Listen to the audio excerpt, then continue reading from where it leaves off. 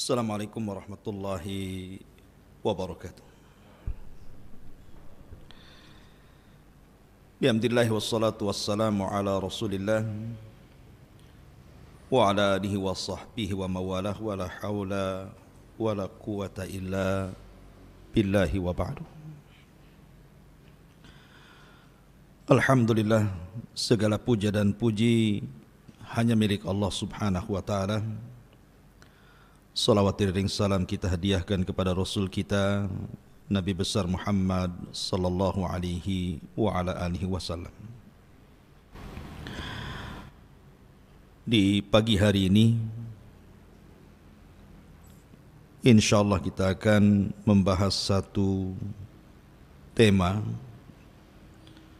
tentang sebuah keyakinan kita kepada hari akhir, dan tema ini berkisar tentang tartib yang lebih dekat kepada dalil tentang beberapa peristiwa yang akan terjadi setelah kematian. Ma'asyiral muslimin yang dimuliakan Allah subhanahu wa ta'ala, secara umum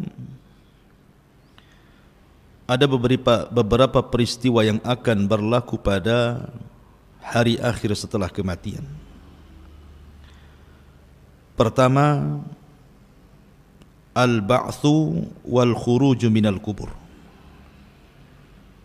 kebangkitan dan keluarnya manusia dari kuburan-kuburan. Yang kedua, ardul mahsyar, di mana manusia akan dikumpulkan di sebuah tempat yang disebut dengan padang mahsyar.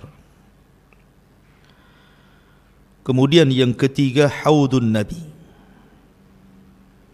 telaga Nabi sallallahu alaihi wasallam. Kemudian yang keempat, syafa'atun nabi sallallahu alaihi wasallam, syafaat Nabi sallallahu alaihi wasallam. Kemudian yang kelima, al-ardu amam Allah, pembentangan amal di hadapan Allah subhanahu wa ta'ala. Kemudian yang keenam, kemudian ketujuh dan kedelapan, ini terjadi silang pendapat di antara ulama, mana yang lebih dulu, hisab, kemudian pembagian catatan atau suhuf, dan juga timbangan. Nanti saya jelaskan. Kemudian setelah itu inqisamun nas, ajwajun, manusia akan dikelompok-kelompokkan sesuai dengan amalannya di bumi. Kemudian setelah itu ada qantaratul madzalim, ada qisas di antara manusia. Dan yang terakhir, al-jannatu wan nar, adanya sorga dan neraka. Inilah yang kita akan bahas di pagi hari ini. Ma'asyiral muslimin yang dimuliakan Allah subhanahu wa ta'ala, keyakinan kita kaum muslimin bahwa manusia pasti dibangkitkan. Dan bagaimana caranya Allah subhanahu wa ta'ala membangkitkan? Ada yang mengatakan bahwa ketika Allah subhanahu wa ta'ala hendak membangkitkan manusia, maka Allah akan turunkan hujan yang sangat deras. Kemudian hujan itu akan membasahi semua tanah di bumi. Tentu bumi bukan bumi yang kita pijak hari ini, tetapi bumi yang sudah dirubah. Yauma tubaddalul ardu ghairal ardi, bumi yang sudah dirubah bentuknya oleh Allah subhanahu wa ta'ala dari bulat menjadi terhampar, sehingga tidak ada satu jengkal tanah pun kecuali hujan akan menembus bumi itu. Dan di dalam bumi itu ada tulang-tulang ekor manusia. Inilah di antara makhluk Allah subhanahu wa ta'ala yang tidak dihancurkan pada hari kiamat, sejak Adam alaihi salatu wassalam sampai yang terakhir mati, tulang ekornya manusia, ujung tulang ekor tidak akan dihancurkan, karena dari situ kita akan dibangkitkan. Ketika kemudian air hujan yang Allah hujani mengenai tulang-tulang ekor itu, kemudian Allah subhanahu wa ta'ala menyuruh seorang pemanggil untuk menyeru agar manusia dibangkitkan kembali. Maka tiba-tiba kemudian Allah subhanahu wa ta'ala ciptakan kembali tulang belulangnya, daging-dagingnya, darah-darahnya, kemudian menyatu dengan setiap tulang ekor manusia itu. Maka manusia akan keluar dari kuburannya tanpa ruh. Bayangkan manusia sejak Adam alaihi salatu wassalam sampai yang terakhir mati, Allah keluarkan dari isi bumi, diletakkan di permukaannya, sebagaimana Allah subhanahu wa ta'ala berfirman, wa alqat ma fiha wa takhallat, dan kami kosongkan perut bumi dari jasad-jasad manusia dan dilempar ke permukaan bumi. Dan Allah juga mengatakan wa akhrajatil ardu athqalaha, dan kami keluarkan beban-beban bumi ke permukaannya. Kemudian setelah itu Allah subhanahu wa ta'ala perintahkan Israfil untuk meniupkan sangkakala yang kedua. Ketika Israfil meniupkan sangkakala yang kedua, maka tiba-tiba ruh yang Allah subhanahu wa ta'ala letakkan di hari ketika Allah menghancurkan alam semesta, bagi ruhnya orang-orang yang beriman Allah letakkan fil illiyin, bagi ruhnya orang-orang kafir, orang-orang fasik, munafik Allah letakkan di sijin. Maka Allah berfirman, wa idzan nufusu zuwijat, ketika ruh dilesatkan dari illiyin dan dari sijin saat tiupan sangkakala kedua Israfil, maka ruh itu akan menembus jasad-jasadnya tanpa tertukar satu jasad pun dengan ruhnya, sejak Adam sampai yang terakhir mati. Tiba-tiba manusia terbangun. Dari sini manusia terbagi menjadi dua kelompok. Kelompok yang pertama, orang-orang kafir. Mereka mengatakan sebagaimana disebutkan dalam surah Yasin, ya wailana man ba'atsana mim marqadina, duhai celaka aku, siapa yang membangkitkan aku dari tidurku. Tapi orang-orang yang beriman mereka tenang, mereka tidak gugup. Mereka mengatakan, hadza ma wa'adar rahman wa sadaqal mursalun, inilah janji Allah subhanahu wa ta'ala kepada kita dan benarlah ucapan para rasul. Maka manusia semua dibangkitkan dari kubur-kubur mereka. Inilah yang pertama, al-ba'thu wal khuruj minal kubur, hari kebangkitan dan keluarnya manusia dari kuburan. Kemudian yang kedua, ardul mahsyar, ketika manusia sudah dibangkitkan dari kubur-kubur mereka. Kondisi mereka Allah subhanahu wa ta'ala sebutkan ada dua kondisi. Pertama, sebagaimana Allah sebutkan dalam surah Al-Qari'ah, Al-Qari'atu mal-Qari'ah wa ma adraka mal-Qari'ah yauma yakunun nasu kal farashil mabthuth. Allah gambarkan seperti farash yang dibangkitkan. Seperti farash itu artinya laron yang berterbangan ke sana kemari. Dan ayat yang lain menunjukkan kal jaradil muntashir, seperti belalang yang bertebaran. Artinya bahwa manusia ada yang bingung, tidak tahu tujuannya. Yauma yafirrul mar'u min akhi wa ummihi wa abi wa sahibatihi wa bani likulli imri'in minhum yauma idzin sya'nun yughni. Ada orang yang lari dari temannya, lari dari orang tua ayah ibunya, lari dari pasangan dan anak-anaknya, karena pada hari itu orang sibuk memikirkan diri sendiri. Tetapi ketika manusia kemudian dalam posisi tidak tentu arah, bagi orang-orang kafir tentunya, Berbeda bagi orang-orang yang beriman. Mereka terarah. Karena Allah Subhanahu wa taala berfirman, "Walladzina amanu wattaba'athum dzurriyyatuhum biimanin alhaqna bihim dzurriyyatuhum." Orang-orang yang beriman dan keimanannya ditularkan kepada keluarga besarnya, maka Allah Subhanahu wa taala akan kumpulkan mereka di padang mahsyar bersama keluarganya. Mereka tidak akan lari dari keluarganya. Itulah orang-orang yang beriman. Ma'asyiral muslimin yang dimuliakan Allah Subhanahu wa taala. Kemudian datanglah penyeru dari arah yang sudah ditentukan agar manusia yang lari ke sana kemari berkumpul di satu titik. Itulah yang disebut dengan ardul mahsyar yang kedua. Bumi di mana manusia akan dikumpulkan di situ. Maka dari mana-mana manusia, dari ujung barat, timur, selatan dan dari mana-mana yang lari ke sana kemari akhirnya berkumpul di satu titik yang disebut dengan bumi mahsyar. Ma'asyiral muslimin yang dimuliakan Allah Azza wa Jalla. Disinilah manusia akan mengalami kesulitan hidup. Bagaimana tidak matahari didekatkan 1 mil di atas kepala.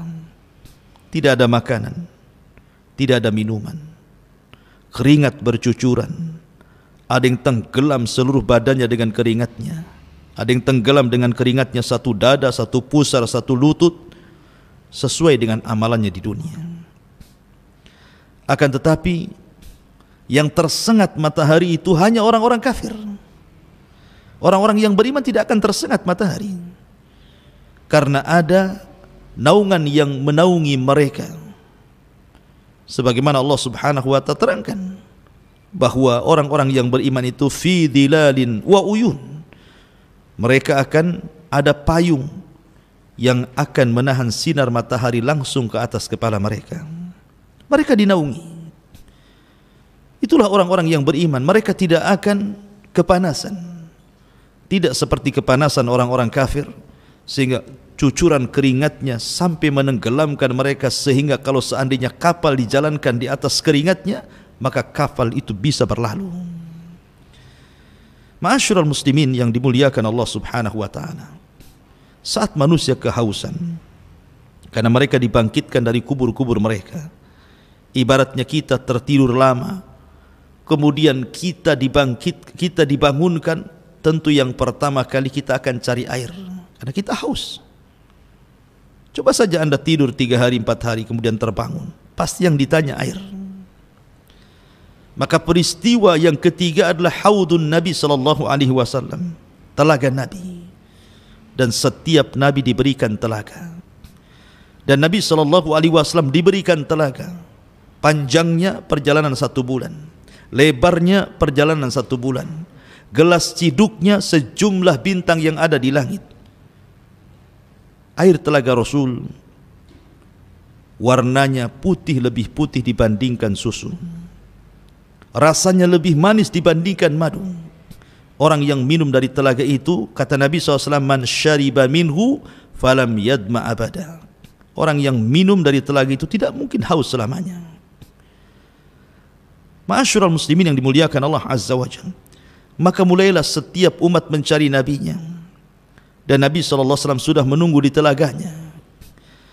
Maka satu persatu umat Rasul dan umat-umat yang lain meminum dari telaga yang sudah Allah Subhanahu wa ta'ala anugerahkan kepada setiap nabi termasuk Rasul sallallahu alaihi wasallam. Dan yang pertama meminum telaga Rasul adalah Ahlul Yaman dari kalangan Ansar, sahabat Nabi sallallahu alaihi wasallam. Kemudian disusul dengan Muhajirin, kemudian disusul dengan orang-orang mulia setelahnya. Tetapi tiba-tiba ada umat Rasul yang hendak mendekati telaga itu, tiba-tiba diusir, dihalau para malaikat. Sehingga kemudian Nabi SAW, karena dia seorang Nabi yang memiliki kasihan dengan umatnya, berteriak-teriak dan mengatakan, ummati ummati ya Rabb, itu umatku, biarkan mereka minum. Tapi Allah Subhanahu wa ta'ala katakan, ya Muhammad, innaka la tadri ma ahdatsu ba'dak, innahum ghayyaru wa baddalu. Wahai Muhammad, engkau tidak tahu apa yang terjadi dengan umatmu sepeninggalmu. Mereka sudah keluar dari sunnahmu, mereka sudah keluar dari petunjukmu. Biarkan mereka tidak minum dari telagamu. maka orang-orang yang tidak minum mereka akan mengalami kehausan yang luar biasa, tetapi mereka tidak bisa diwafatkan, mereka akan tersiksa seperti itu.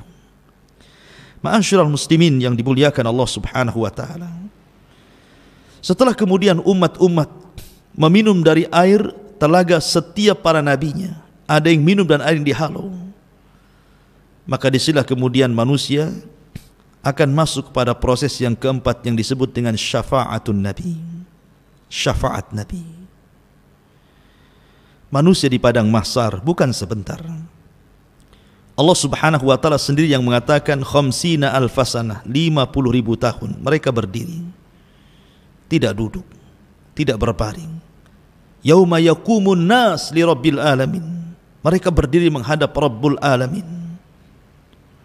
Mereka kelelahan, keletihan, mereka kebingungan apa yang harus mereka lakukan. Maka Allah Subhanahu wa taala mengilhamkan kepada penduduk yang ada di padang mahsyar untuk datang kepada Adam alaihi salatu wassalam. Berangkatlah manusia ini yang segitu banyaknya menuju bapak mereka, bapak kita semua, Adam alaihi salatu wassalam. Maka mereka mengatakan, ya Adam anta abul bashar, wahai Adam, bukankah engkau bapak bagi kami? Ishfa' lana ila rabbik, ala tara ila ma nahnu fi, mintalah syafaat kepada Rabbmu, tidakkah kau iba melihat kondisi kami? Tapi Adam alaihi salatu wassalam i'tidar, memberikan uzur dan mengatakan, nafsi nafsi idhabu ila nuh, aku tidak sanggup, pergi kalian, cobalah kalian temui nabi, rasul dan ulul azmi yang pertama, Nuh alaihi salatu wassalam.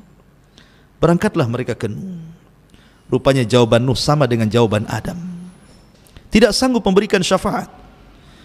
Nuh alaihi salatu wassalam justru mengatakan, nafsi nafsi idhabu ila Ibrahim, pergilah kalian, aku tidak bisa memberikan syafaat kepada kalian.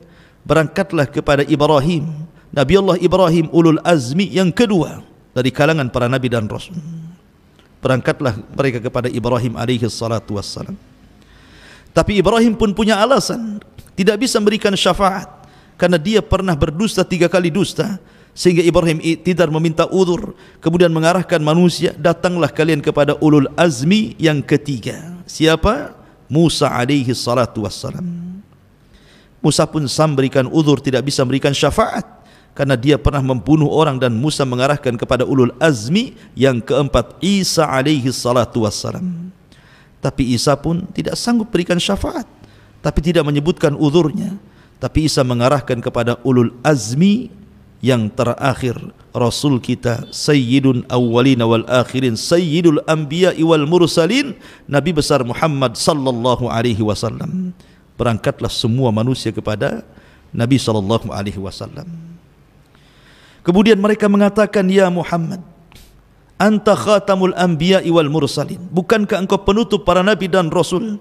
Ishfa' lana ila rabbik, mintalah syafaat kepada Rabbmu. Ala tara ila ma nahnu fi, tidakkah kau iba melihat kondisi kami? Matahari didekatkan, keringat bercucuran, tidak ada makanan dan minuman. Mintalah keputusan kepada Rabbmu, minta syafaat kepada dia.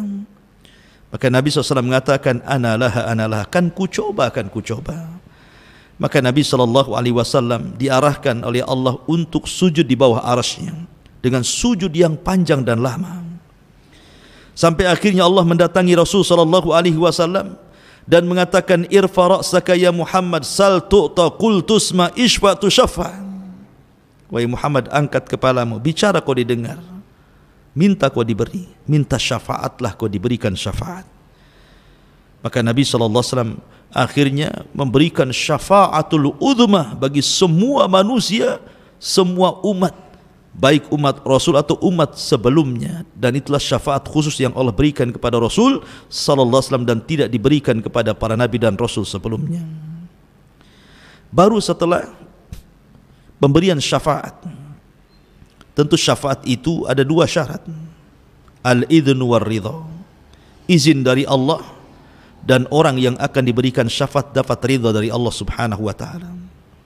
Dan manusia yang paling bahagia mendapatkan syafaat pada hari itu adalah orang yang senantiasa mengucapkan kalimat la ilaha illallah. As'adun nas bi syafaati yaumal qiyamah man qala la ilaha illallah. Manusia yang paling bahagia dengan syafaatku, kata Rasul, adalah orang yang istiqamah dengan kalimat la ilaha illallah. Tauhid, akidah, tidak menyekutukan Allah Subhanahu wa taala. Ma'asyiral muslimin yang dimuliakan Allah Azza wa Jalla. Baru setelah itu al-ardu amam Allah. Penampakan amal kita di hadapan Allah. Liyurau a'malahum. Faman ya'mal mithqala dzarratin khairan yarah. Wa man ya'mal mithqala dzarratin syarran yarah. Liyurau a'malahum. Allah akan memperlihatkan amalannya. Dan Allah Subhanahu wa taala akan memanggil satu persatu manusia dan akan mengajak bicara dengan mereka. Anda jangan bayangkan bagaimana Allah Subhanahu wa taala mengajak bicara satu persatu. Sementara manusia yang dibangkitkan sejak zaman Adam sampai yang terakhir itu jumlahnya entah berantah berapa. Yang jelas innallaha ala kulli syai'in qadir, la tas'al amman yaf'al wahum, la tas'al amma yaf'al wahum yus'alun. Allah itu atas segala sesuatu mampu. Jangan kau tanya perbuatan Allah. Allah yang bertanya perbuatan kalian. Allah mampu mengajak bicara satu persatu. Tetapi ada juga orang-orang yang ketika dibangkitkan tidak dilihat Allah, tidak diajak bicara Allah, tidak disucikan Allah Subhanahu wa taala, dan sudah disiapkan azab yang pedih, naudzubillah. Karena memang kondisi orang-orang yang dibangkitkan itu berbagai macam. Di padang mahsyar ketika manusia dibangkitkan, ada yang dibangkitkan itu ketika dibangkitkan badannya sebesar semut. Di tengah-tengah manusia yang sangat besar sehingga dia harus terseok-seok menghindari kaki yang akan menginjaknya. Siapa mereka? Al-mutakabbirun, orang yang sombong di dunia merasa besar, di akhirat Allah kecilkan. Ada orang-orang yang kemudian berjalan terbalik, kakinya di atas, kepalanya di bawah. Bagaimana caranya? Innallaha ala kulli syai'in qadir. Ada orang yang dibangkitkan buta. Sebagaimana Allah Subhanahu wa taala mengatakan, Rabbi lima hasyartani a'ma wa qad kuntu basira. Ya Rabb, kenapa kau bangkitkan aku buta sementara di dunia aku melihat? Orang buta, bayangkan, ke sana kemari, macam mana dia akan melangkah? Ma'asyiral muslimin yang dimuliakan Allah Subhanahu wa taala. Dan macam-macam orang dibangkitkan itu tentunya disesuaikan dengan amalannya. Lah ketika Allah Subhanahu wa taala memanggil satu persatu mengajak dialog, disitulah Allah Subhanahu wa taala menampakkan amalannya, dan hamba ini akan mengakuinya. Kalau dia kemudian tidak mengakuinya, akan datangkan saksi-saksi pada hari kiamat sehingga dia tidak bisa mengelak dari amalannya. Dan saksi-saksi itu begitu banyak. Nabi Allah Subhanahu wa taala berfirman, yauma nakhtimu ala afwahihim wa tukallimuna aydihim wa tashhadu arjuluhum bima kanu ya'malun. Pada hari mulut terkunci, tangan bicara, kemudian kaki menjadi saksi.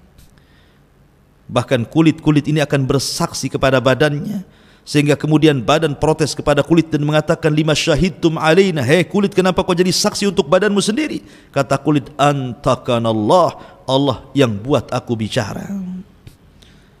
Bukan hanya badan kita, bahkan bumi yang kita pijak akan menjadi saksi. Yauma idzin tuhadditsu akhbaraha bi anna rabbaka awhalaha. Pada hari itu bumi akan bersaksi, menceritakan kabar-kabar para penghuni di atasnya. Langit akan jadi saksi, lautan akan jadi saksi, para malaikat akan jadi saksi, dan sebesar-besar saksi adalah Allah Subhanahu wa taala. Siapa yang akan mengelak ketika kemudian amal kita ditampakkan di hadapan kita? Karena pada hari itu Allah Subhanahu wa taala berikan hafalan yang luar biasa untuk mencocokkan amalan yang ditampakkan dengan apa yang dilakukannya supaya tidak diingkari.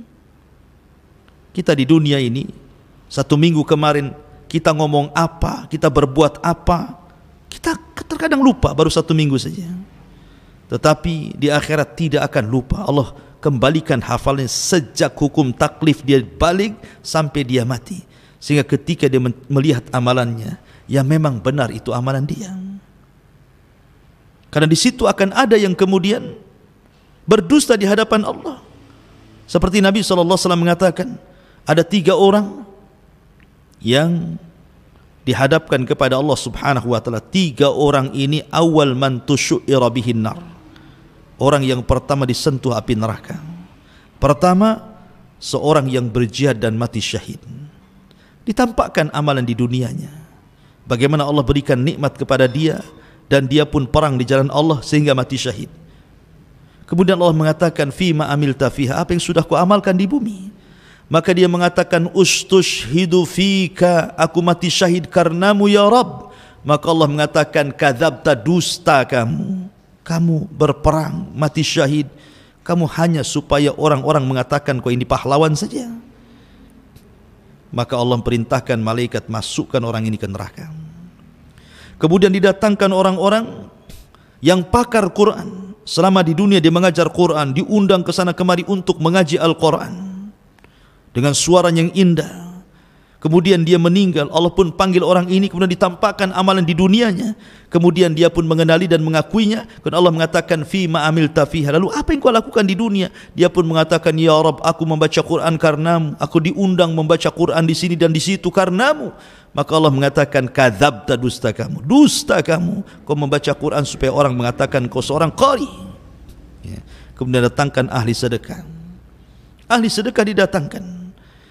Kemudian dia mengatakan, ketika diperlihatkan amalannya, dia menyumbang masjid, menyumbang madrasah, fuqara wal masakin, anak yatim, orang yang berhajat dan membutuhkan. Tidak ada tempat yang perlu disedekahkan, disedekahkan. Dan dia mengenali dan mengakuinya. Kemudian dia mengatakan, Allah berfirman, fima amilta fiha, apa yang kau amalkan? Dia mengatakan, tasaddaqtu fika, aku bersedekah karenamu ya Rabb. Allah mengatakan, kadzabta, dusta kamu. Kau bersedekah supaya orang-orang menganggap kau ini dermawan. Artinya bahwa ada orang-orang yang berdusta di hadapan Allah. Tapi bagaimana Allah kemudian disamakan dengan makhluk? Anda bisa berdusta di hadapan makhluk di bumi, tapi tidak mungkin Anda berdusta di hadapan Allah Subhanahu wa taala. La takhfa alaihim khafiyah. Allah tidak mungkin terhalangi apapun yang menghalangi kita. Ma'asyiral muslimin yang dimuliakan Allah Subhanahu wa taala. Baru setelah itu terjadi al-hisab alal a'mal. Hisab terhadap amal manusia. Kemudian qiraatul kitab. Kita disuruh membaca kitab, catatan, dan mengambilnya. Sehingga ada yang mengambil dengan tangan kanan, tangan kiri, dan di belakang punggungnya, termasuk kemudian mizan, timbangan. Saya katakan tadi terjadi silang pendapat. Sebelum saya jelaskan, terjadi silang pendapat di antara 3 perkara ini. Al-Imam Ibn Taimiyah rahimahullahu ta'ala mengatakan bahwa 3 perkara ini, mana yang lebih dahulu, hisab ataukah timbangan, ataukah pembagian suhuf catatan? Syekhul Islam Ibn Taimiyah rahimahullah ta'ala mengatakan bahwa yang pertama timbangan dulu, kemudian yang kedua pembagian suhuf catatan, kemudian yang ketiga baru terjadi hisab. Kemudian pendapat yang kedua, sebagaimana dinukilkan dari Imam Ibn Qudamah rahimahullah ta'ala, bahwa yang pertama adalah hisab dulu, yang kedua baru timbangan, yang ketiga baru pengambilan suhuf catatan. Kemudian pendapat yang ketiga ini Imam Safarini mengatakan bahwa yang pertama pembagian suhuf dulu, baru kemudian hisab, baru kemudian timbangan. Wallahu a'lam. Saya cenderung kepada pendapat yang keempat. Dan ini pendapat Al-Imam Al-Baihaqi yang dikuatkan oleh Al-Hafidh Al-Hakami rahimahumullahul jami'. Mengatakan bahwa yang pertama hisab. Setelah hisab baru kemudian suhuf, pengambilan suhuf.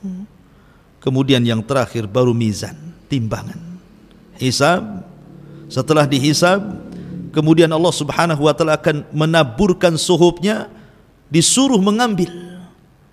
Ada yang mengambil dengan tangan kanannya, dengan tangan kirinya, bahkan dengan tangan kiri di balik punggungnya. Baru setelah itu adanya mizan. Dan ini berdasarkan sebuah hadis Nabi sallallahu alaihi wasallam, di mana hadis ini disebutkan oleh sahabat Abdullah ibn Umar radhiyallahu an.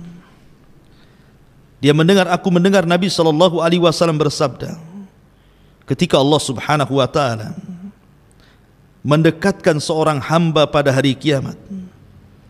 Kemudian dia mengakui dosa-dosanya, sehingga idza ra'a annahu qad halak, ketika dia melihat bahwa dia akan hancur, maka Allah Subhanahu wa taala mengatakan, inni satartuha 'alaika fid dunya wa ana aghfiru halaka al-yauma. Ketika engkau di dunia, aku tutup aibmu, maka pada hari ini aku ampuni dosamu. Jadi ada seorang hamba kemudian dihadapkan ke hadapan Allah Subhanahu wa taala. Kemudian Allah bertanya soal nikmat yang Allah anugerahkan selama di dunia. Bukankah aku sudah memberi ini dan itu? Iya, betul. Bukankah aku sudah memberi ini dan itu? Iya, betul. Kenapa kau begini dan begitu? Kenapa engkau begini dan begitu? Terus diberikan pertanyaan oleh Allah Subhanahu wa taala, sehingga ketika dia merasa bahwa dia tidak pantas lagi masuk surga, terlampau banyak keburukan yang dia lakukan, tiba-tiba Allah mengatakan, inni satartuha fid dunya, aibmu sudah kututupi di dunia. Ingat, kalau bukan karena Allah Subhanahu wa taala menutup aib kita, tidak ada manusia harganya di hadapan manusia yang lain. Manusia dihormati itu karena Allah tutupi aibnya. Kalau aib kita dibongkar oleh Allah, satu dunia manusia pasti menghinakan manusia. Maka beruntunglah, bersyukurlah Allah tutup aib kita sehingga banyak orang yang muliakan kita. Dan nikmat dari Allah Subhanahu wa taala, siapapun dia. Makanya Imam Ahmad ibn Hanbal rahimahullahu taala, ketika dia ke pasar, tiba-tiba datang murid-muridnya dari mana-mana hendak menolong Imam Ahmad dan mengatakan, jangan, biar barang ini aku yang bawa. Kalian menghormatiku itu karena Allah menutup aibku. Seandainya Allah buka aibku, kalian letakkan pasir di atas kepalaku. Ma'asyiral muslimin yang dimuliakan Allah Subhanahu wa taala. Kembali bahwa Al-Hafidh Al-Hakami dan juga Al-Imam Baihaqi berdasarkan zahir hadis ini, ketika Allah Subhanahu wa taala katakan, aku tutupi aibmu di dunia, sekarang ku ampuni dosamu. Kemudian Rasul SAW melanjutkan, thumma yu'ta atau thumma yu'ta kitabu hasanatihi biyamini. Kemudian diberikan padanya catatan kitabnya dengan tangan kanannya. Adapun orang kafir dengan tangan kirinya. Dari sini Allah Subhanahu wa taala katakan, wa man adlam mimman iftara 'ala Allahi kadhiba ulaika yu'raduna 'ala rabbihim wa yaqulul ashhad haula'i alladhina kadzabu 'ala rabbihim 'ala la'natullah 'ala adh-dhalimin. Dan siapakah yang lebih zalim dari orang-orang yang mengada-adakan sebuah kebohongan terhadap Allah? Mereka itu akan dihadapkan kepada Allah, dan para saksi akan berkata, orang-orang inilah yang telah berbohong terhadap Tuhan mereka. Ingatlah laknat Allah ditimpakan kepada orang-orang zalim. Dari zahir hadis ini, maka sangat cocok dengan pendapat Al-Imam Al-Baihaqi yang dikuatkan Al-Hafidh Al-Hakami, bahwa proses antara hisab, mizan dan suhub itu diawali dengan hisab dulu, baru pembagian catatan, baru kemudian terjadi mizan. Bicara tentang hisab, ma'asyiral muslimin yang dimuliakan Allah Azza wa Jalla, ada orang-orang yang Allah Subhanahu wa taala berikan anugerah mereka tidak dihisab. Seperti ketika Nabi SAW bicara tentang 70.000 orang yang masuk surga tanpa hisab dan azab. Kemudian Nabi SAW menceritakan siapa mereka. Kata Nabi SAW, alladzina la yastarkun wa la yaqtawun wa la yatatayyarun wa ala rabbihim yatawakkalun. Orang yang tidak minta ruqyah, orang yang tidak minta diobati dengan besi panas, orang yang senantiasa tidak tatayur, menganggap sial dan untung itu kepada selain Allah, dan orang yang menambatkan hati bertawakal kepada Allah. Mereka lah sifat-sifat ini kalau terkumpul pada seorang hamba, maka orang ini akan masuk surga tanpa hisab dan azab. Dalam sebuah hadis yang lain, Nabi SAW bersabda, idza kana yaumul qiyamah amarallahu munadiyan yunadi. Apabila datang hari kiamat, maka Allah panggil penyeru untuk menyeru. Apa seruannya? Seruannya, man kana lahu 'ala Allah ajrun, barang siapa yang punya pahala di sisi Allah, berdirilah kalian. Kemudian berdiri orang-orang yang ketika di dunia suka memaafkan, mudah memaafkan.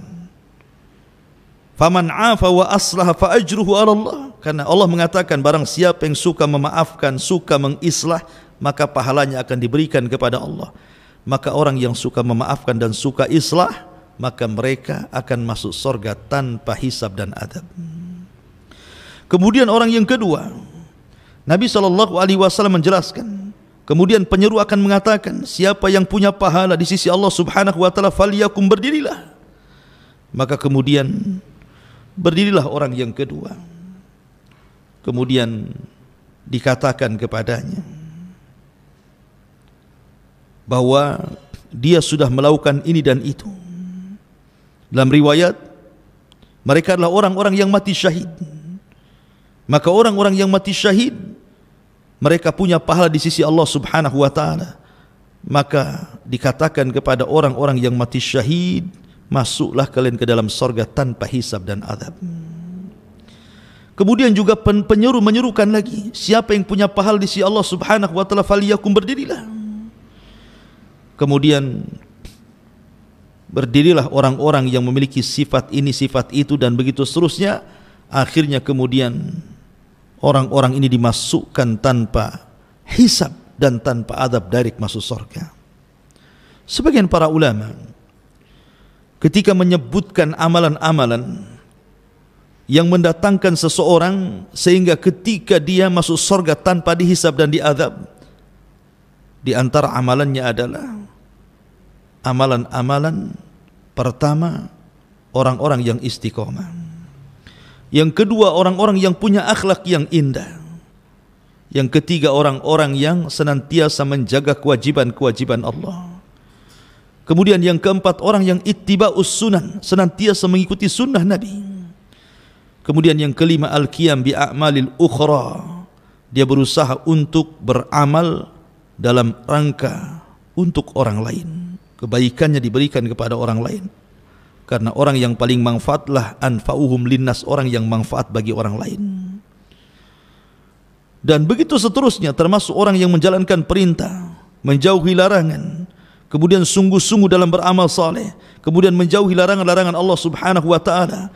Maka amalan-amalan ini, kata para ulama, salah satu penyebab orang akan dibebaskan dari hisab dan adab.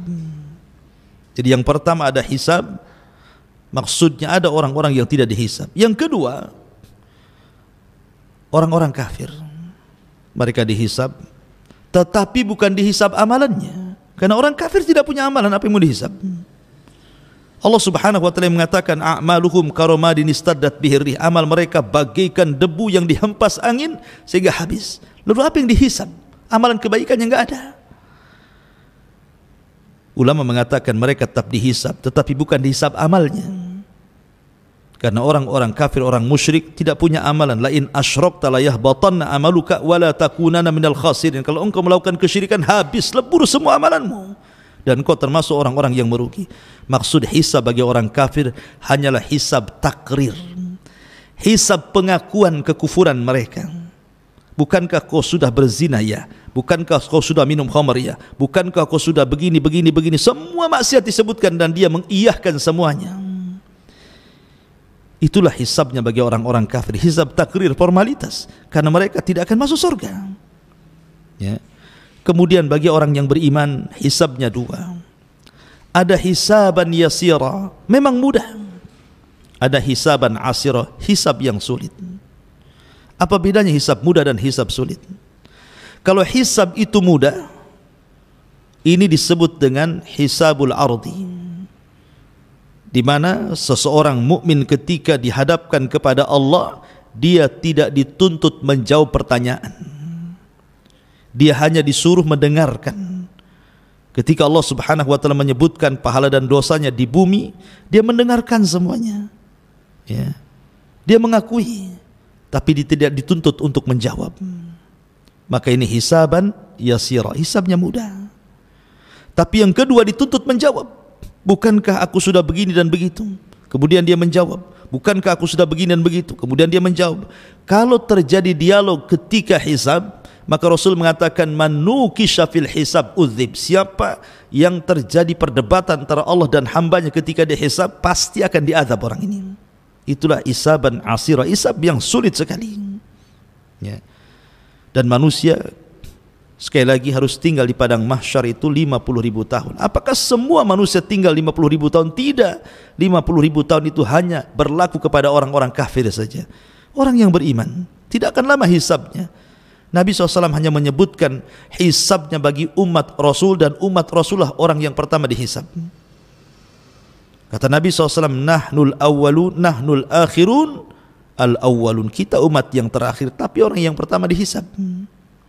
Dan hisabnya umat Islam cepat, ma'ruf, sesuai dengan akal, karena memang usia umat kita tidak panjang. Hanya sekitar 60-70 tahun saja, sehingga tidak banyak yang dipertanggungjawabkan. Berbeda dengan umat dulu yang panjang-panjang, amalannya juga banyak, maksiatnya juga banyak, sehingga lama pula hisabnya bagi mereka. Tapi hisabnya bagi umat Islam, umat Rasul yang beriman, hanya separuh hari saja. Tapi jangan sangka separuh hari itu sebentar, karena separuh hari akhirat berbeda dengan separuh hari di dunia. Kalau separuh hari di dunia ba'da duhur sampai terbenam matahari, separuh hari. Tapi satu hari kehidupan akhirat, kata Allah Subhanahu wa taala, inna yauman inda rabbika ka'alfi sanatin mimma ta'uddun. Satu hari kehidupan akhirat bila dibandingkan dengan kehidupan dunia, lamanya sama dengan 1000 tahun. Artinya separuh hari itu 500 tahun. Makanya ada hadis yang mengatakan orang-orang fakir yang beriman akan masuk dulu ke sorga, sementara orang kaya akan masuk sorga belakangan setelah setengah hari dari orang-orang fakir yang beriman. Karena ya, orang kaya banyak hisabnya. Min aina iktasabahu wa fima anfaq. Dari mana kau dapati harta itu, kemana kau belanjakan? Ma'asyiral muslimin yang dimuliakan Allah Subhanahu wa taala. Baru setelah proses hisab, baru tatayyurus suhuf, di mana suhuf diterbangkan. Faman utiya kitabahu biyamini fasawfa yuhasabu hisaban yasira. Ketika dia mendapatkan catatan dengan tangan kanannya, maka dia akan diperiksa dengan periksa yang mudah oleh Allah Azza wa Jalla. Hisab yang mudah. Tapi fa'amman utiya wara'a dhahri, dalam ayat yang lain utiya bishimali, barang siapa yang mengambil catatannya dengan tangan kiri atau di belakang punggungnya, celakalah dua kelompok ini. Adapun orang-orang yang telah mendapatkan catatannya dan Allah Subhanahu wa taala sudah ampuni dosa-dosanya, dengan bangganya dia mengambil catatan itu dengan tangan kanannya, kemudian dia tegak di hadapan manusia, kemudian dia mengatakan, ha umuqra'u kitabiyah, ha umuqra'u kitabiyah, lihatlah catatanku ma'asyiral muslimin yang dimuliakan Allah Azza wa Jalla. Dengan bangganya dia mengatakan, ha umuqra'u kitabiyah. Ya. Kenapa demikian? Karena dia mengatakan, inni dhanantu anni mulakin hisabiyah. Karena sewaktu aku hidup di bumi, di dunia, aku yakin bahwa kejadian ini pasti berlaku. Makanya aku bersungguh-sungguh untuk kejadian hari ini dengan beramal saleh, dengan salat, puasa, zakat, haji, sedekah, baca Quran, zikir. Aku sungguh-sungguh karena aku tahu akan terjadi hal ini. Maka bangga dia mengambil kitabnya, kemudian dia mengatakan, ha umuqra'u kitabnya, baca catatanku. Senang dia. Tetapi orang-orang yang mengambil catatan dengan tangan kirinya, fa amma man utiya kitabahu bishimali. Adapun orang-orang yang mengambil catatan dengan tangan kirinya, apa yang terjadi? Maka Allah Subhanahu wa taala katakan, fasaufa yad'u thubura, maka dia akan mencela dirinya. Bagaimana bentuk celaannya? Lihat surah Al-Haqqah. Allah Subhanahu wa taala mengatakan, ya laitani lam uta kitabiyah wa lam adri ma hisabiyah, ya laitaha kanatil qadiyah ma aghna anni maliyah halaka anni sultaniyah khuduhu fagullu thummal jahima sallu thumma fi silsilatin dzar'uha sab'una dira'an fasluku. Dia katakan ketika mengambil catatannya dengan tangan kirinya, dia mengatakan apa? Duhai kiranya aku tidak mengambil catatan itu. Duhai kiranya aku tidak tahu hisab yang akan menimpaku.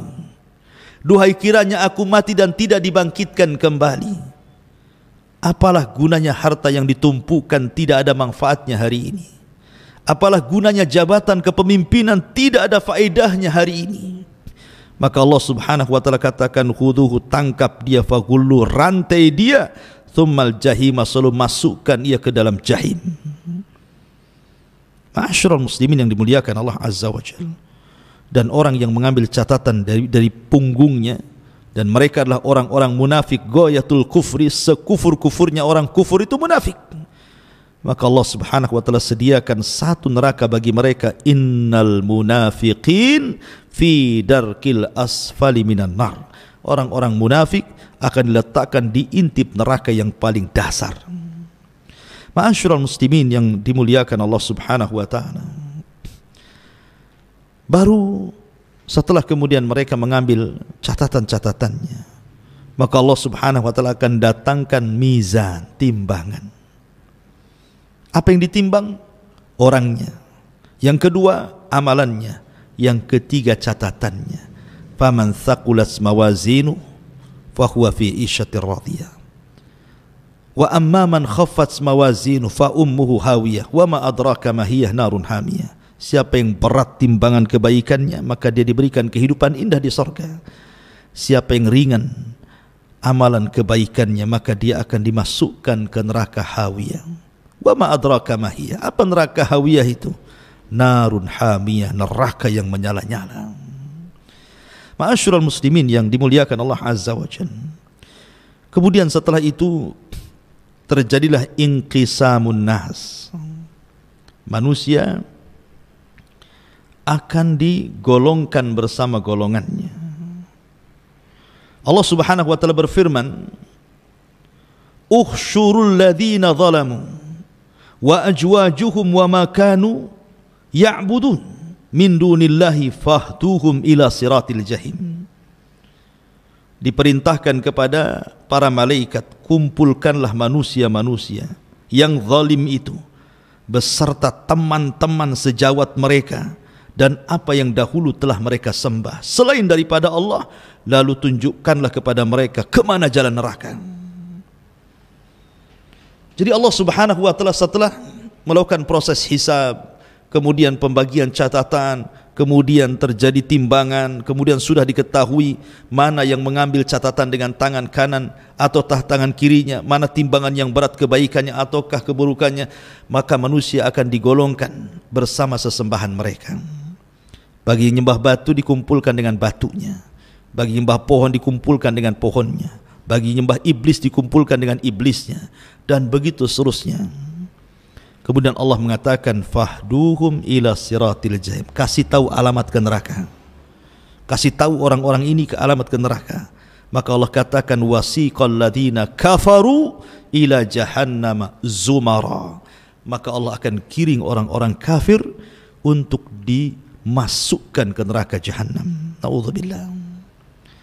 Ketika orang-orang kafir sudah masuk neraka, ya, ma'asyiral muslimin yang dimuliakan Allah Azza wa Jalla, yang sebelumnya tentu terjadi qisas dulu. Sebelum mereka dimasukkan ke dalam neraka, di sini akan terjadi qisas. Qisas antara orang yang beriman dengan orang kafir. Boleh jadi ada orang beriman menipu orang kafir, atau sebaliknya orang kafir menipu orang yang beriman.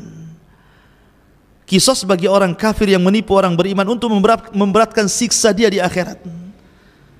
Qisas bagi orang yang beriman yang mendolimi orang kafir mengurangi pahalanya, sehingga boleh jadi dia tidak selamat atau selamat kalau masih sisa pahalanya. Dan itu terjadi sebelum mereka menyeberang titian siratal mustaqim.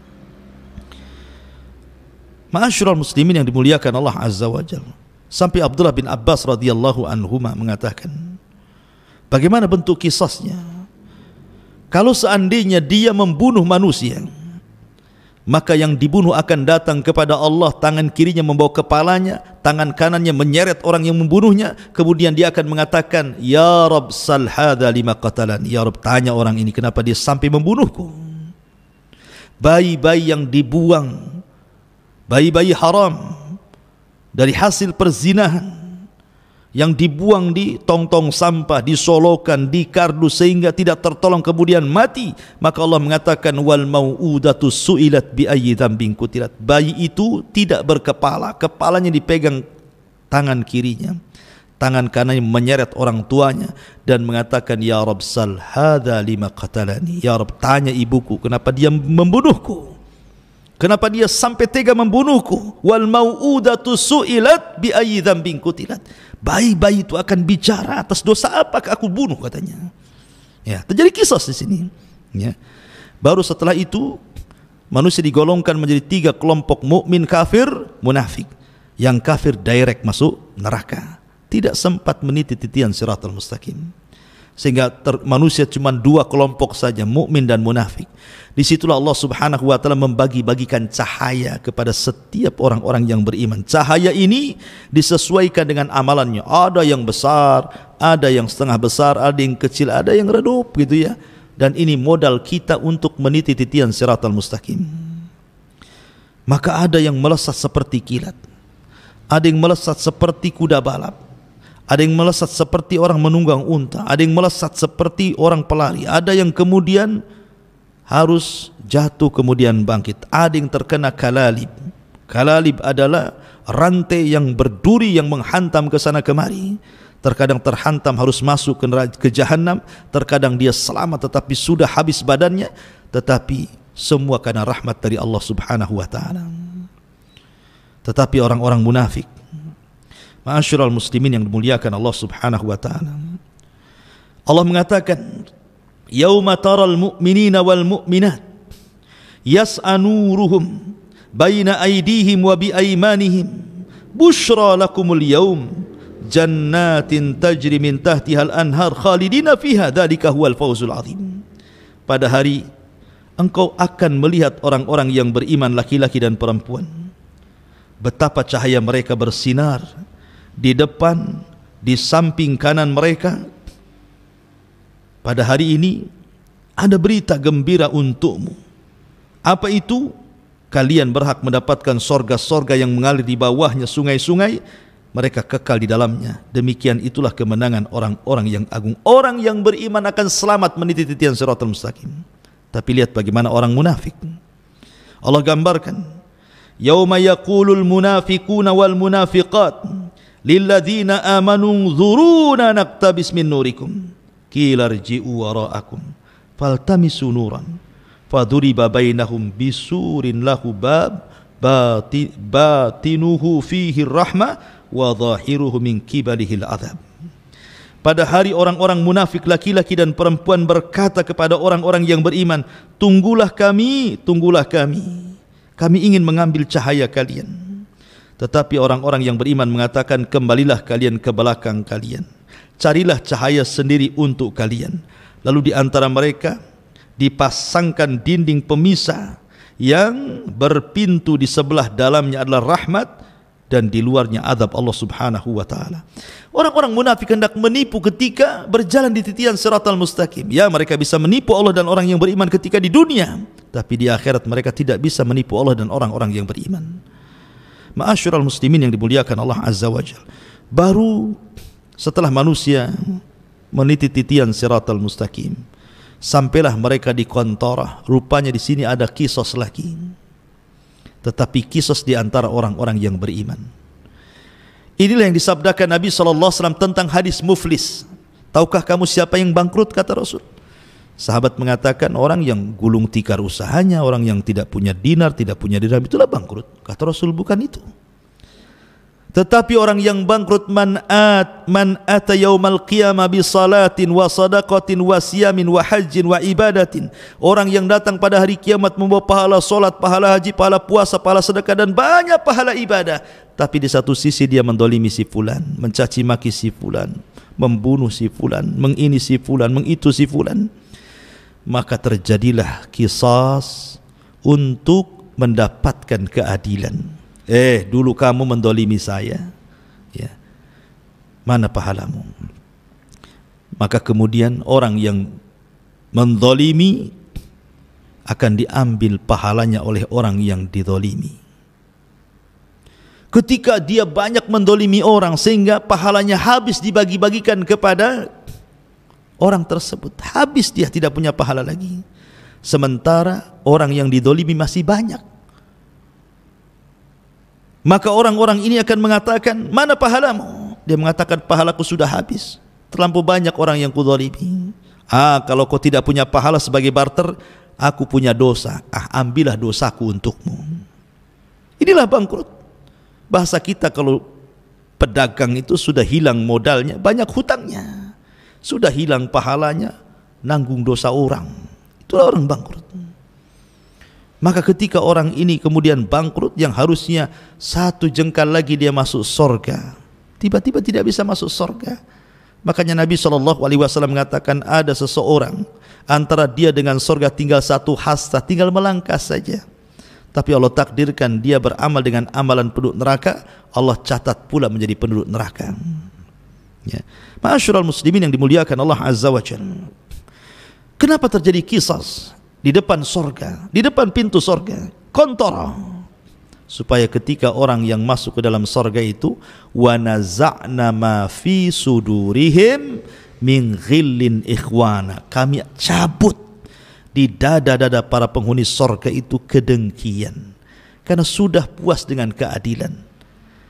Di dunia, walaupun mengikuti syariat Islam, belum tentu ada rasa keadilan, apalagi tidak mengikuti syariat Islam. Contoh, seseorang membunuh, kemudian keluarga korban minta dikisos dibunuh.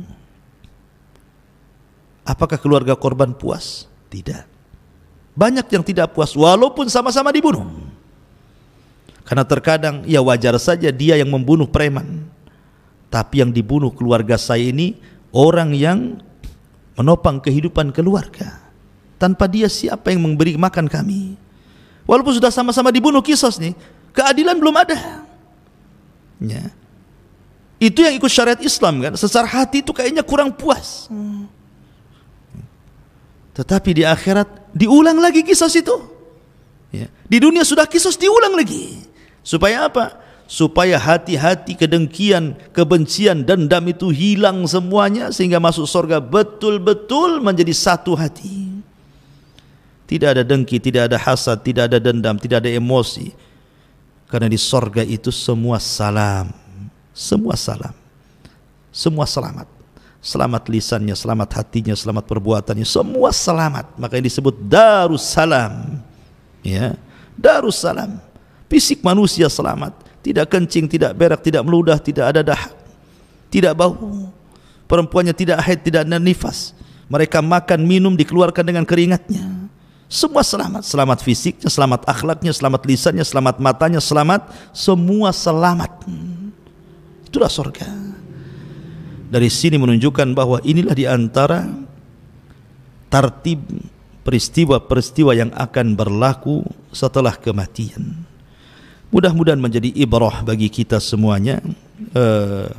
InsyaAllah beberapa menit ke depan barangkali ada yang ingin bertanya ya di antara kaum muslimin. Silahkan kalau ingin bertanya, maka kami berikan kesempatan. Wallahu a'lam.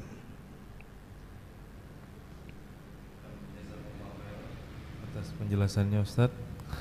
Ada pertanyaan dari akun YouTube Fadli Hadi, saudara Fadli Hadi.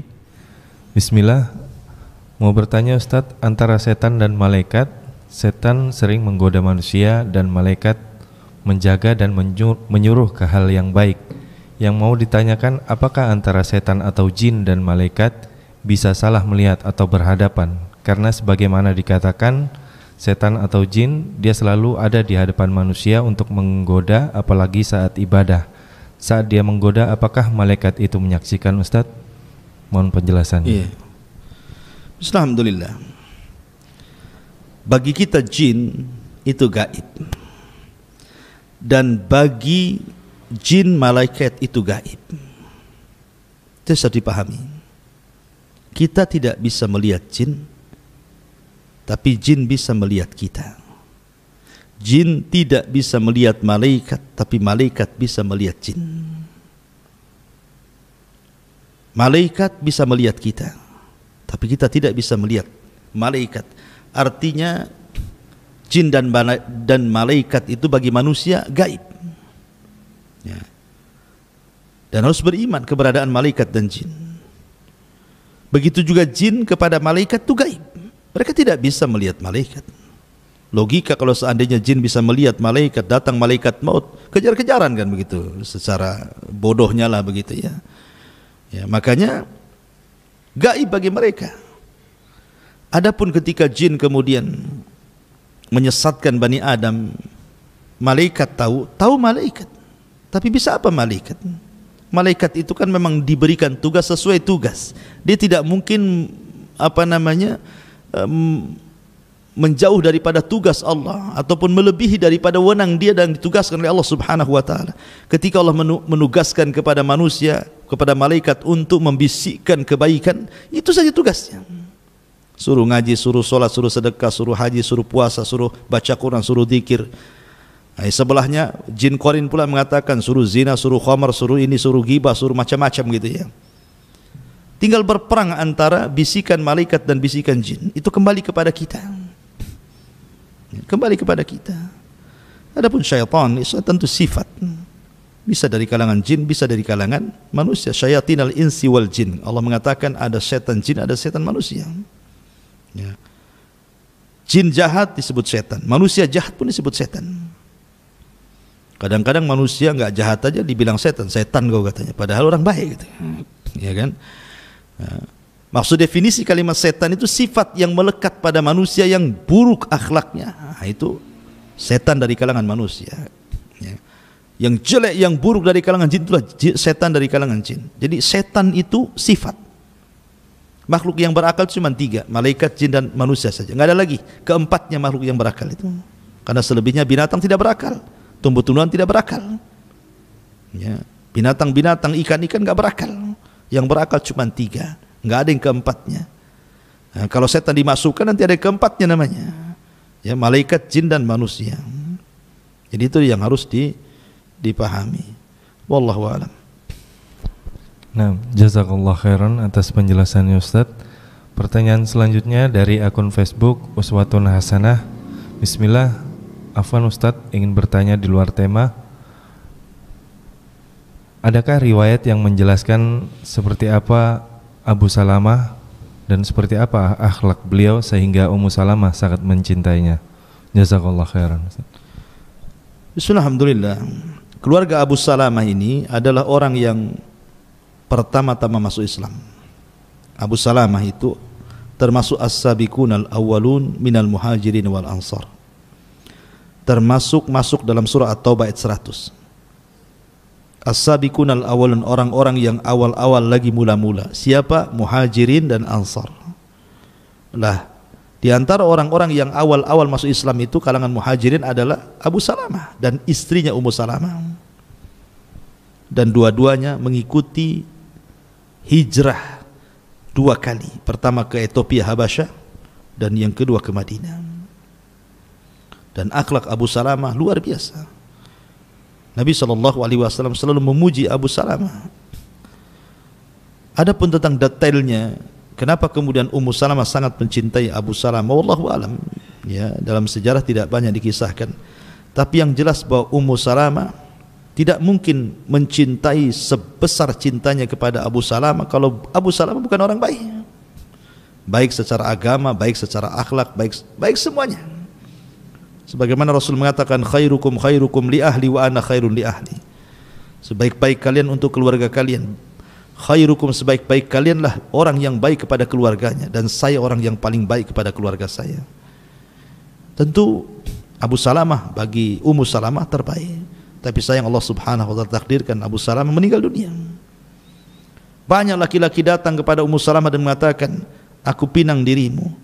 Tapi Ummu Salamah mengatakan, demi Allah tidak ada laki-laki yang lebih aku cintai daripada Abu Salamah. Semua ditolak. Nabi SAW ketika kematian Abu Salamah datang kepada Ummu Salamah, ya Ummu Salamah, bacalah doa, Allahumma jurni fi musibati, ya Allah berikan pahala akan musibah yang menimpaku. Kemudian Rasul mengatakan, tambah lagi, wakhluf li khairan min ahli, dan gantikan Abu Salamah dengan laki-laki terbaik. Kalimat kedua Ummu Salamah tidak mau. Kalimat pertama dia mau. Ya Allah, berikan pahala kepadaku atas musibah yang menimpaku. Sampai di sini saja. Adapun harus menggantikan Abu Salamah, saya tidak mau wahai Rasul. Kata Rasul, ngomong saja, doa saja. Akhirnya Ummu Salamah pun berdoa. Rupanya orang yang terbaik setelah Abu Salamah, maksudnya Rasul sendiri. Rasul datang kepada Ummu Salamah dan meminangnya. Dan dia satu di antara Ummul Mukminin, dan dia satunya istri Rasul yang berakal. Dia tidak pencemburu. Lain dengan istri-istri Nabi yang lain, pencemburu, irian, tidak. Ummu Salamah tidak. Ummu Salamah betul-betul wanita yang bijak. Bahkan ketika perjanjian Hudaybiyah, ketika itu Ummu Salamah yang dibawa Nabi. Kita tahu bahwa umrah pertama itu Rasul itu umrah 4 kali. Umrah Hudaybiyah, umrah Qadha, umrah Ji'rana, kemudian yang terakhir umrah ketika Hajjatul Wada. Umrah pertama Hudaybiyah enggak jadi. Kenapa? Dihadang orang-orang musyrik. Sehingga akhirnya mau perang, terjadilah perjanjian Hudaybiyah. Kemudian karena mereka sudah pakai kain ihram, tidak mungkin melepas. Karena tidak boleh melepas ihram kecuali selesai umrah. Kalau ingin membatalkan sehingga harus menyembelih sembelihan hadiunya dan mencukur rambutnya. Rasul merintahkan sahabat mencukur rambut, tidak ada yang mau. Mereka tetap ingin umrah. Ya, maka Nabi SAW marah, ceritalah kepada Ummu Salamah. Kata Ummu Salamah, ya Rasul, kau enggak usah larang mereka mencukur rambut. Lebih baik kau panggil tukang cukur, kau cukur rambutmu di hadapan sahabat. Nanti mereka akan ikut tuh. Akhirnya Rasul perintahkan tukang cukur mencukur dirinya, disaksikan para sahabatnya. Ketika Rasul mencukur rambut, hampir mau perang untuk mendapatkan rambutnya Nabi. Setelah itu semua sahabat dicukur gundul, disembelih hadiunya. Akhirnya mereka kembali dibolehkan untuk tidak menggunakan ihram lagi, pakaian biasa, dan pulang ke Madinah. Ya. Kemudian ketika istri-istri Nabi cemburu kepada Rasul, gara-gara Nabi kalau di rumah Aisyah selalu datang hadiah, sementara ketika Rasul di rumah istri yang lain tidak ada hadiah. Yang diutus siapa? Ummu Salamah. Ummu Salamah diutus. Tolonglah Ummu Salamah ngomong sama suami kita Nabi ini. Bilanglah sama sahabat, jangan pula kalau sahabat ngasih hadiah ketika dia di rumah Aisyah, di rumah kami pula tak ada hadiah katanya. Gitu ya. Tapi Ummu Salamah menanyakan, Rasul diam, tidak jawab. Tapi dia bagaimana Ummu Salamah itu kedudukan di antara istri-istri Nabi itu luar biasa. Ya tentunya seorang istri baik pun karena didikan seorang Abu Salamah yang meninggal. Ya suaminya terbaik ataupun detailnya wallahu alam, saya harus baca lagi biografinya wallahu alam. Nah, Masya Allah, jazakallah khairan atas penjelasannya Ustaz. Dan pertanyaan selanjutnya dari Abdullah. Bismillah, Ustaz, apakah benar hadis berikut yang menjelaskan bagi hamba yang beriman ketika hendak meninggalkan dunia dan menuju akhirat, turunlah malaikat dari langit dan wajahnya putih, membawa kafan dari surga dan hanut atau minyak wangi dari surga? Mohon penjelasannya Ustaz. Ya, alhamdulillah betul. Allah Subhanahu wa taala berfirman, tawafathum rusuluna wa hum la yufarritun. Maka akan diutus kepada mereka rasul-rasul kematian, rusulul maut, rasul kematian. Ada yang mengatakan rusul ini kan jama', berarti bukan satu malaikat yang turun. Karena tawafathum rusuluna, rasul-rasul kami, malaikat-malaikat kami. Artinya yang turun kepada orang yang sedang sakaratul maut bukan satu malaikat. Karena Allah menggunakan jama' dalam Quran. Sehingga ada sebagian ulama mentafsirkan bahwa yang datang itu 4 malaikat. 1 malakul maut dan 3 rusulul maut. Malaikat maut ma'ruf pencabut nyawa. Tapi rusulul maut, rasul-rasul kematian ini, mereka lah yang membawa kain kapan dari sorga, membawa minyak wangi dari sorga, dan membisikkan di telinga orang yang hendak meninggal kalau dia seorang yang beriman, ya ayyatuhan nafsul mutmainnah irji'i ila rabbiki radiyatan mardiyah fadkhuli fi ibadi wadkhuli jannati. Hei jiwa yang tenang, keluar ya kan. Bahkan dalam ayat yang Allah mengatakan, innal ladzina qalu rabbunallah tsumma istaqamu tatanazzalu alaihimul malaika alla takhafu wa la tahzanu wa abshiru bil jannati allati kuntum tu'adun nahnu awliyaukum fil hayatid dunya. Ya. Orang-orang yang mengatakan Rabb kami Allah kemudian istiqomah pada kalimat itu, maka saat kematiannya turun malaikat membisikkan di telinganya, jangan takut, jangan sedih, karena Allah sudah janjikan surga kepadamu.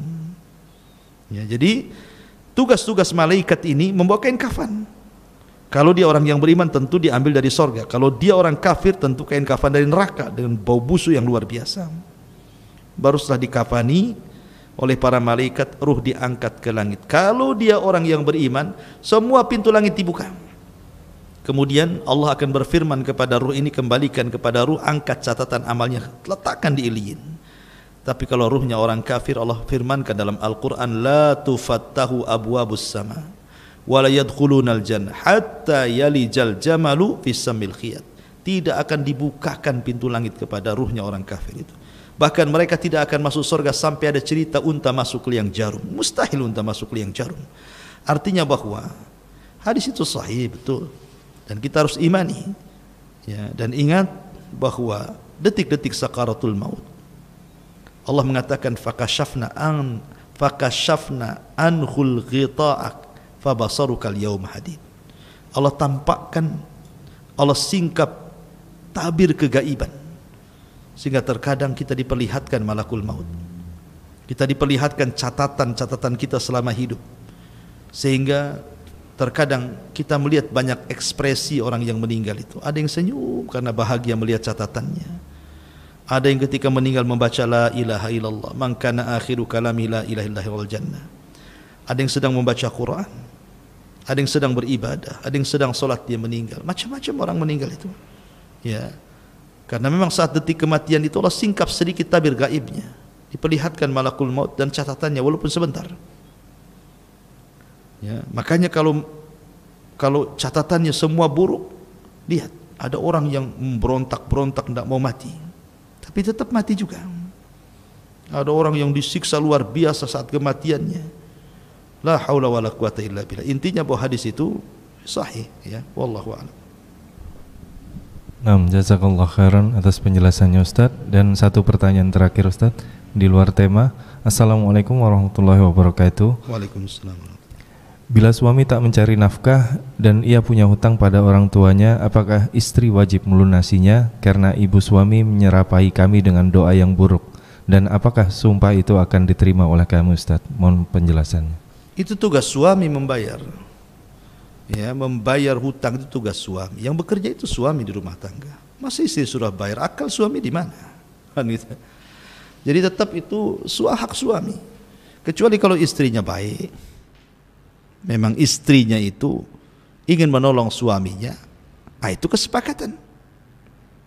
Berarti istri dapat 2 pahala, membantu suami, sedekah kepada suami. Kalau suami punya hutang, ya, pokoknya suami punya hutang untuk kepentingan dia maksudnya, atau keluarganya. Kan istri kan gak ada kaitannya. Dia berbuat baik kepada keluarga suami itu karena suami. Istri berbuat baik kepada orang tua karena kita. Kalau kita bukan suaminya, tentu siapalah hubungan orang tua kita dengan dia, nggak ada apa-apanya kan gitu. Ya, jadi kalau umpamanya kita hutang kemudian kita kirim kepada orang tua kita bukan orang tua istri, tiba-tiba istri suruh bayari hutangnya, kan nggak masuk di akal tuh. Ya. Karena kan kepada orang tua dia, bukan kepada orang tua si istrinya kan itu ya. Atau bukan hutang itu untuk kepentingan bersama, makan karena nggak bisa makan. Ya kan, itu kan kepentingan orang lain, orang tuanya. Ya, jadi tetap yang ngutang yang bayar, suaminya yang ngutang kan itu dia bayar. Kenapa dituntut istrinya yang bayar itu kan? Berarti suaminya nggak tanggung jawab.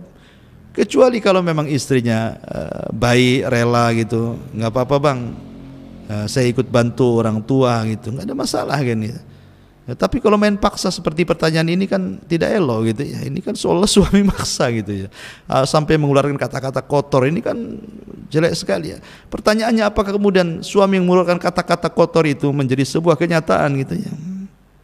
Ya, cacian makian itu belum tentu menjadi sebuah kenyataan. Karena Anda bukan posisi orang yang berbuat zalim. Ya, kecuali orang yang berbuat zalim dicaci maki orang, bisa saja jadi kenyataan itu caci makinya. Karena doa orang yang didolimi antara dia dengan Allah tidak ada hijab, tidak ada perantara. Lah Anda, posisi Anda didolimi kan sama suami kan itu. Ya, justru kalau Anda berdoa keburukan, bisa jadi Anda yang akan diterima doanya dibandingkan orang yang berbuat zalim. Ya, jadi nasihati suaminya jangan begitu. Ya, jangan suka mendoa-doakan keburukan dalam keluarga. Wallahu a'lam.